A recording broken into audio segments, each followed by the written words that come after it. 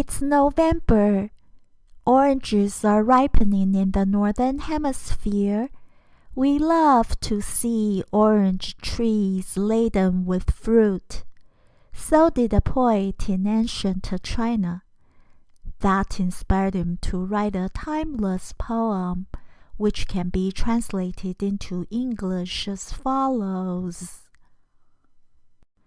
Lotus has wilted, without umbrella-shaped leaves spreading out. Chrysanthemums have withered, with frost-resistant branches stretching around. The best time of year for you to keep in mind, however, it's when yellow oranges and green tangerines abound. Now, please listen to the original poem.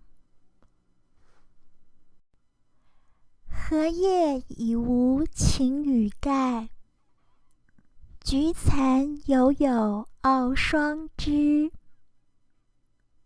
一年好景君须记，最是橙黄橘绿时。